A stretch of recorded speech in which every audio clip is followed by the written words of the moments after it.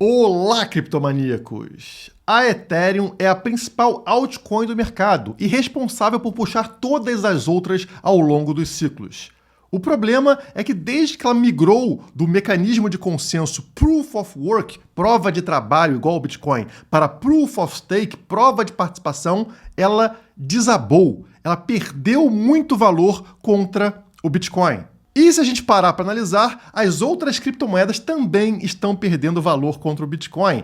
Então a dominância do Bitcoin vai batendo novas altas, novos picos. Acabou de bater, inclusive, uma alta agora de 58% de dominância. Será que é o fim da Ethereum? E pior, como consequência desse fim da Ethereum, também o fim das altcoins? O mercado decidiu agora que só Bitcoin presta. Mas antes de começar, eu preciso da sua ajuda. Dá aquela cadeirada no like. Senta a cadeira nesse like. Você não é homem nem pra fazer isso. Opa! Você não é homem. Mas não! Vamos comerciais, por favor. Vocês viram, né? Datena deu uma cadeirada no Marçal e, querendo ou não, isso tem a ver com o nosso assunto de hoje, por incrível que pareça. Porque o que acontece, pessoal, nesse mundo político, nesse mundo estatal, onde eles precisam te roubar? É tudo um circo. Eles estão ali fazendo bobo da corte, palhaçada, para você não perceber que eles estão enfiando a mão dentro do teu bolso. Então, tu está rindo ali, achando graça da cadeirada, ninguém está falando nada com nada, enquanto isso, o Estado cada vez mais está ali pegando o teu dinheiro, né? Desvalorizando a sua moeda. E é exatamente o que aconteceu com a Ethereum quando ela migrou de prova de trabalho para prova de participação. Isso aqui é algo extremamente negativo, mas que, com todas as palhaçadas do mercado, acaba passando despercebido, acaba sendo vendido como algo positivo. O que fez a Ethereum migrar de prova de trabalho para prova de participação? Foi uma pressão estatal de que prova de trabalho, mineração é ruim para o meio ambiente, gasta energia, enquanto prova de participação é lindo e maravilhoso, é verde, é ESG, favorável a todas as agendas que a gente está vendo aí e, portanto, as criptomoedas deveriam ser assim. Qual é o problema com esse discurso? Ao contrário da prova de trabalho, ao contrário de trabalho que é escasso, você não consegue imprimir trabalho, imprimir produtividade, você consegue imprimir dinheiro. Logo, quando a Ethereum trocou prova de trabalho por prova de participação, basta imprimir dinheiro, basta ter mais dinheiro que alguém controla aquela rede. Para o Estado é maravilhoso, afinal, quem imprime moeda é o Estado. Logo, se uma criptomoeda é baseada em prova de participação, ela pode ser controlada pelo Estado. Então, a minha expectativa na época que a Ethereum migrou de Proof of Work para Proof of Stake era que ela perdesse o sentido. Mas, Guilherme, você tem Ethereum. Se você achava isso, por que você não vendeu todas as Ethereums? Porque nem tudo nesse mundo faz sentido. Por exemplo, a gente vive num mundo onde ainda existe Estado, onde as pessoas ainda usam real, dólar, usam moedas fiduciárias. Então, não é porque não faz sentido que não é utilizado. Eu pensei, daqui a pouco vão criar aí um ETF de Ethereum, vão trazer aí investimento institucional, a galera vai jogar dinheiro na Ethereum, esse negócio é ESG, tudo verdinho, tá bombando.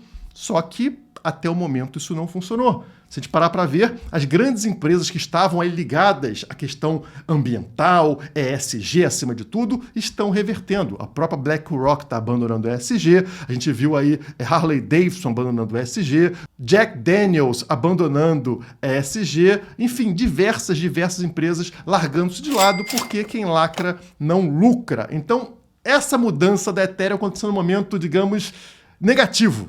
E para piorar, o ETF da Ethereum foi lançado no momento onde o mercado decidiu que não iria subir. Então não entrou mais dinheiro para fazer aquele pump institucional que era o que eu estava esperando. Sendo assim, a minha parcela de patrimônio cripto que estava alocada em Ethereum, que era 15% antes, já se tornou algo ao redor de 10%, ou seja, ela está sendo reduzida, porque a Ethereum está perdendo valor contra o Bitcoin. Então a minha parcela de Bitcoin naturalmente está subindo, sem eu fazer nada, e a de Ethereum cada vez mais encolhendo. Mas não! Eu não vou converter esse saldo pequeno de Ethereum em Bitcoin, porque eu ainda acredito na burrice humana, na ignorância humana de investir naquilo que não faz sentido. Não fosse isso, não teríamos bolsas de valores, não teríamos aí pessoal investindo em dólar, investindo em tudo que é shitcoin que existe. As pessoas gostam desse tipo de discursinho fácil. E eu acho que quando o mercado voltar a aquecer, aqueles novatos, que são justamente os institucionais, vão tentar diversificar, que é uma outra coisa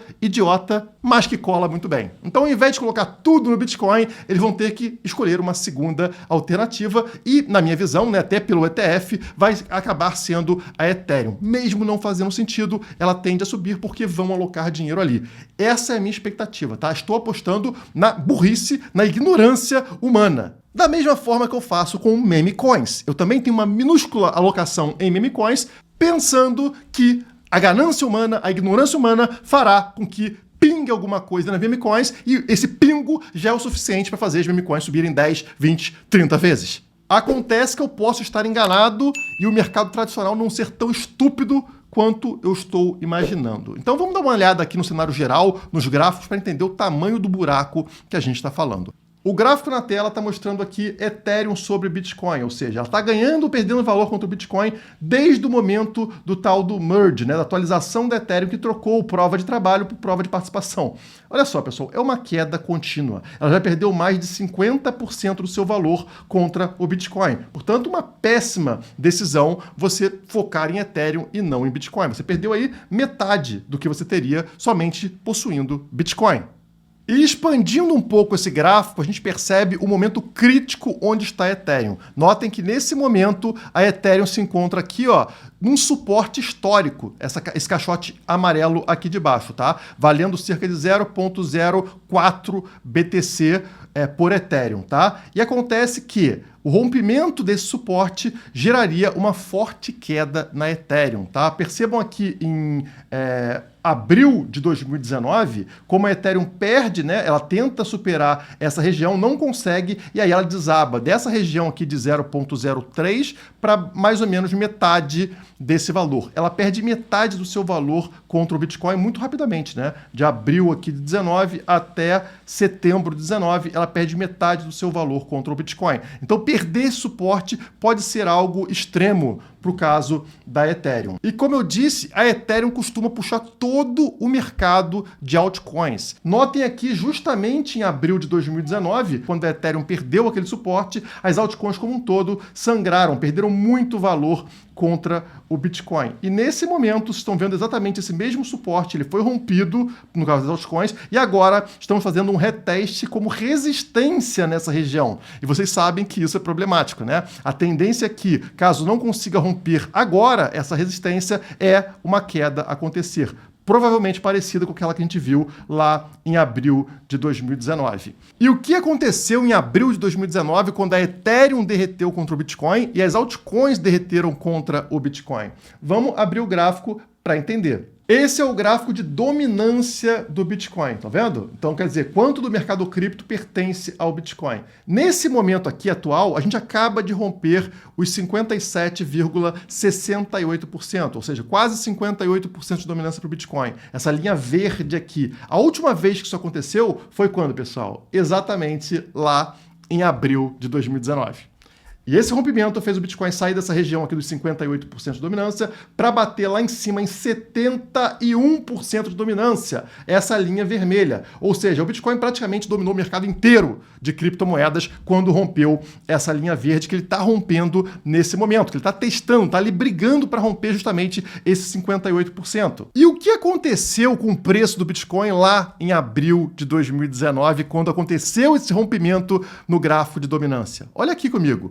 Notem que nesse momento que a gente está falando, né, o Bitcoin estava lateralizando há mais ou menos 5 meses, exatamente como agora. Esse caixote roxo aqui mostra justamente uma lateralização que vai de novembro de 2018 até justamente abril de 2019. Acontece aquele rompimento da dominância do Bitcoin dos 58%, que estamos rompendo agora, e finalmente ele rompe esse caixote de lateralização e dá essa disparada absurda, saindo dos $4.000 e indo bater lá em cima nos 13, 14 mil dólares, né? Na verdade, 14 mil dólares, tá? Então ele sai desse ponto de 4 e vai bater em 14 mil dólares. Uma subida muito forte que faz com que o valor de mercado do Bitcoin suba muito e muito muito rapidamente, a dominância dele sai dos 58%, vai até os 71%, e por outro lado, Ethereum e altcoins em geral desabam contra o Bitcoin.